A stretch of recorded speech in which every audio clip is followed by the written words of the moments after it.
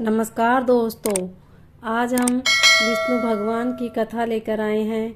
कथा सुनने के बाद आप हमारे चैनल को सब्सक्राइब करें, बेल आइकन को प्रेस करें ताकि हमारी वीडियो की नोटिफिकेशन सबसे पहले आप तक पहुंचे। वीडियो को लाइक और शेयर जरूर करें। एक बार भृगु ऋषि ने जानना चाहा कि ब्रह्मा, विष्णु और महेश में कौन श्रेष्ठ है। वह बारी बारी से उनके पास गए। ब्रह्मा और महेश ने भृगु को पहचाना तक नहीं, न ही आदर किया। उसके बाद भृगु विष्णु के यहाँ गए। विष्णु भगवान विश्राम कर रहे थे और माता लक्ष्मी उनके पैर दबा रही थी। भृगु ने पहुँचते ही न कुछ कहा न सुना और भगवान विष्णु की छाती पर पैर से प्रहार कर दिया। लक्ष्मी जी यह सब देखकर चकित रह गई, किंतु विष्णु भगवान ने भृगु का पैर पकड़कर विनीत भाव से कहा, मुनीश्वर, आपके कोमल पैर में चोट लगी होगी, इसके लिए क्षमा करें। लक्ष्मी जी को भगवान विष्णु की इस विनम्रता पर बड़ा क्रोध आया। वह भगवान विष्णु से नाराज होकर भूलोक में आ गई तथा कोल्हापुर में रहने लगी। लक्ष्मी जी के चले जाने से विष्णु भगवान को लगा कि उनका श्री और वैभव ही नष्ट हो गया और उनका मन बड़ा अशांत रहने लगा।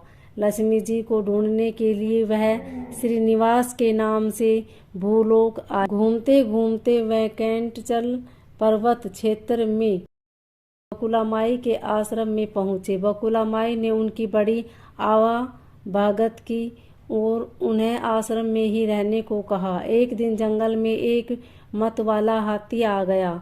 आश्रमवासी डरकर इधर उधर भागने लगे। श्रीनिवास ने यह देखा तो धनुष बाण लेकर हाथी का पीछा किया। हाथी डरकर भागा और घने जंगल में अदृश्य हो गया। श्रीनिवास उसका पीछा करते करते थक गए थे। वह एक सरोवर के किनारे वृक्ष की छाया में लेट गए और उन्हें हल्की सी झपकी आ गई। थोड़ी देर में शोर सुन आगे तो देखा कि 4-6 युवतियां उन्हें घेरे खड़ी हैं। श्रीनिवास को जागा हुआ देखकर वे डपट कर बोली, यह हमारी राजकुमारी पद्मावती का सुरक्षित उपवन है और यहाँ पुरुषों का आना मना है। तुम यहाँ कैसे और क्यों आए हो? श्रीनिवास कुछ जवाब दे इससे पहले ही उनकी दृष्टि वृक्ष की ओट में झांकती राजकुमारी की ओर गई। श्रीनिवास पद्मावती को एकटक देखते रह गए। थोड़ा संशय होकर कहा, देवियों, मुझे पता नहीं था। मैं शिकार का पीछा करता हुआ यहाँ आया था। थक जाने पर मुझे नींद आ गई, इसलिए क्षमा करें। श्रीनिवास आश्रम में तो लौट आए, किंतु बड़े उदास रहने लगे। एक दिन बकुला माई ने बड़े प्यार से उनकी उदासी का कारण पूछा तो श्रीनिवास ने पद्मावती से भेंट होने की सारी कहानी कह सुनाई।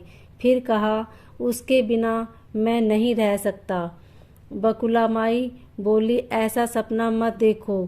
कहा, वह प्रतापी चोल नरेश आकाश राज की बेटी और कहाँ तुम आश्रम में पलने वाले एक कुल गोत्रहीन युवक।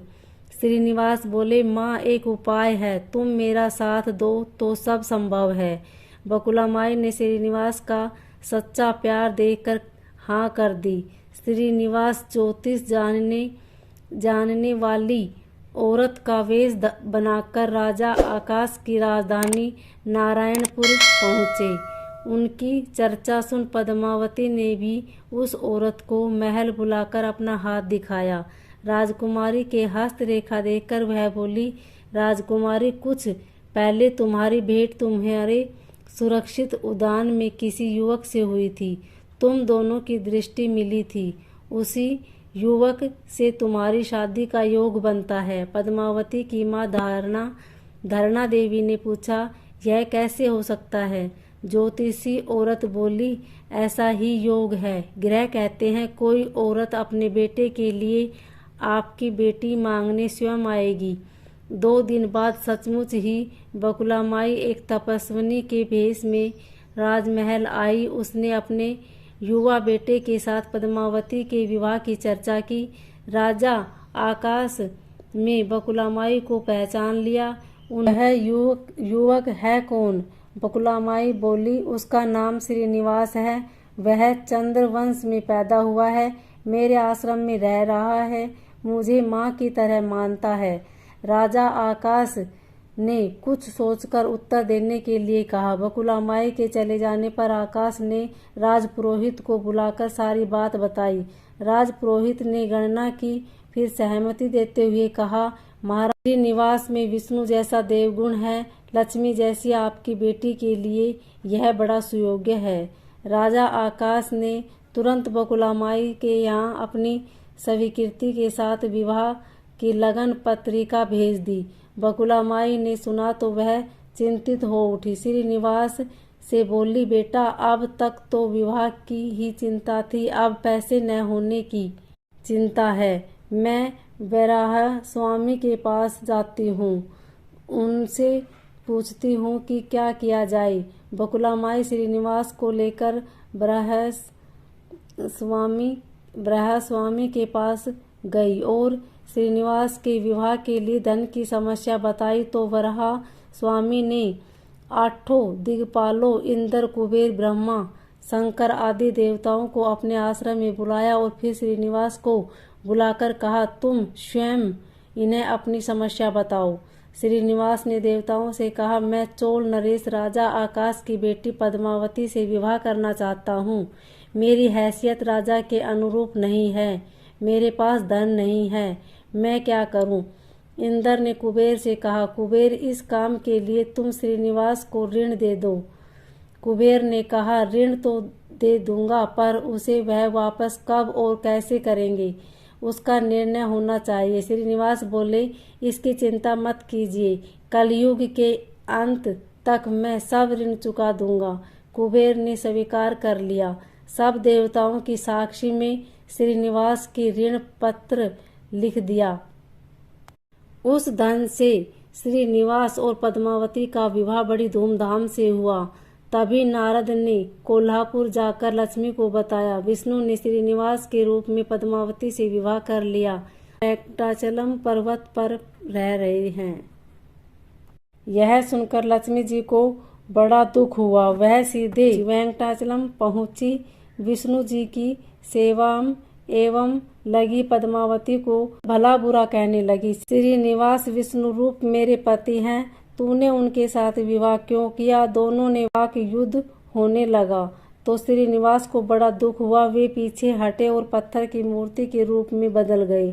जब दोनों देवियों ने यह देखा तो उन्हें बड़ा दुख हुआ कि श्रीनिवास तो अब किसी के न रहे। इतने में शिला विग्रह से आवाज आई, देवियों, मैं इस स्थान पर वेंकटेश्वर स्वामी के नाम से अपने भक्तों का अभीष्ट पूरा करता रहूंगा। प्राप्त चढ़ावे के धन द्वारा कुबेर के कर्ज का ब्याज चुकाता रहूंगा। इसलिए तुम दोनों मेरे लिए आपस में झगड़ा मत करो। यह वाणी सुनते ही लक्ष्मी जी और पद्मावती दोनों ने सिर झुका लिया। लक्ष्मी कोल्हापुर आकर महालक्ष्मी के रूप में प्रतिष्ठित हो गई और पद्मावती तिरुनाचुर में शिला विग्रह हो गई। आज भी तिरुपति क्षेत्र में तिरुमला पहाड़ी पर भगवान वेंकटेश्वर स्वामी के दर्शन हेतु भक्तगणों से इसी भाव से शुल्क लिया जाता है। उनकी पूजा पुष्प, मिष्ठान आदि से न होकर धन द्रव्य से होती है। इसी धन से भगवान श्री कृष्ण वेंकटेश्वर स्वामी कुबेर का कर्ज चुका रहे हैं। ओम नमो भगवते वासुदेवाय।